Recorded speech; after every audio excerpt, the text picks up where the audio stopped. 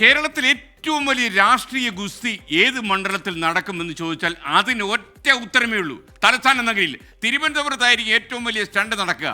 Hat trick കഴിഞ്ഞ തവണ തികച്ച doctor Sasi Tharoor ഇത്തവണ സൂപ്പർ ഹാട്രിക് തേടാനുള്ള ഒരുക്കത്തിലിരിക്കുമ്പോഴാണ് അതാ വരുന്നു സാക്ഷാൽ കേന്ദ്രമന്ത്രി. അതെ, കഴിഞ്ഞ 2 വട്ടവും രണ്ടാമതെത്തിയ BJP അക്കൗണ്ട് തുറക്കാൻ കേന്ദ്രമന്ത്രിയെ തന്നെയാണ് ഇത്തവണ കളത്തിലിറക്കുന്നത്.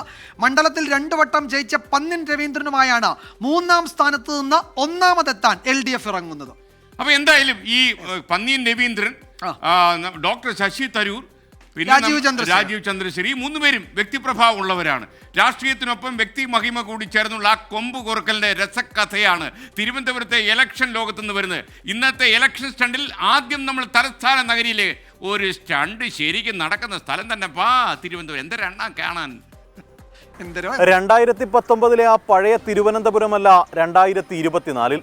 വിശ്വപൗരനായി സിറ്റിംഗ് MP ശശി തരൂരിനെ കോൺഗ്രസ് 4ാം തവണയും രംഗത്തിറക്കുമ്പോൾ മണ്ഡലം തിരിച്ചുപിടിക്കാൻ മുൻ MP പന്ന്യൻ രവീന്ദ്രനെയാണ് ഇടതുമുന്നണി കളത്തിലിറക്കിയത്. BJP വലിയ പ്രതീക്ഷ വയ്ക്കുന്ന തലസ്ഥാനത്ത് കേന്ദ്രമന്ത്രി രാജീവ് ചന്ദ്രശേഖറിനെ ഇറക്കിയതോടെ തലസ്ഥാനം ത്രികോണ മത്സര ചൂടായി. തിളച്ചുമറിയുന്ന ചൂടാണ് തിരുവനന്തപുരത്ത്.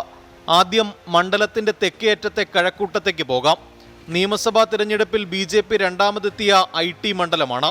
പിന്നെ വട്ടിയൂർക്കാവ്. NDAയുടെ കരുത്ത് ഇവിടെ പലതവണ കണ്ടു. കൂടാതെ തിരുവനന്തപുരം, നേമം, പാറശാല, കോവളം, നെയ്യാറ്റിൻകര.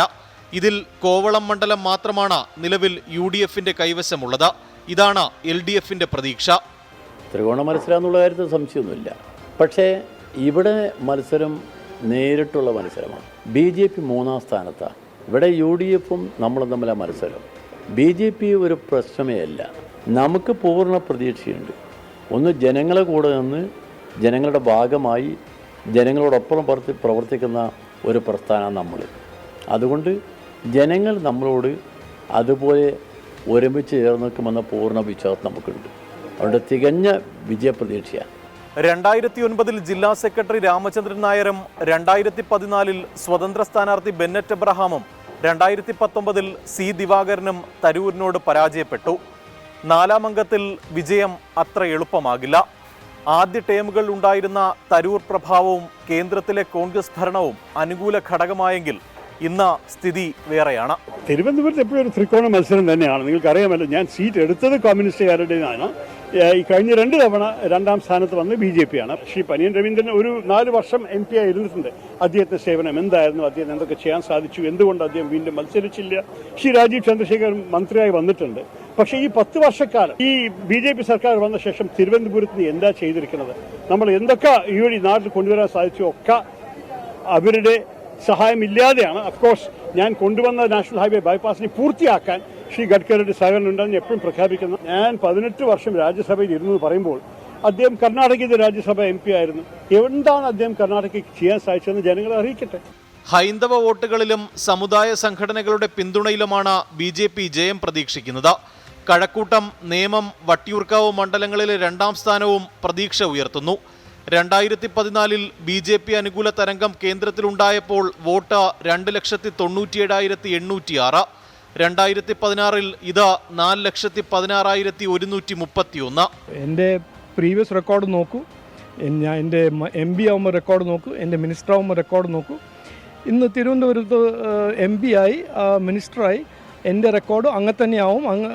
അതിൻ്റെ ബെനിഫിറ്റ് തിരുവനന്തപുരത്ത് ജനങ്ങൾക്ക് കിട്ടും.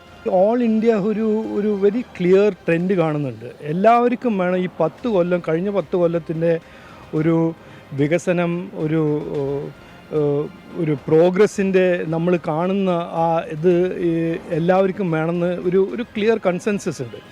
അതുകൊണ്ട് എനിക്ക് ഒരു 3-way ഫൈറ്റാണോ 2-way ഫൈറ്റാണോ പേഴ്സണാലിറ്റീസിൻ്റെ ഫൈറ്റാണോ എനിക്ക് കാണുന്നില്ല, എനിക്കത് തോന്നുന്നില്ല.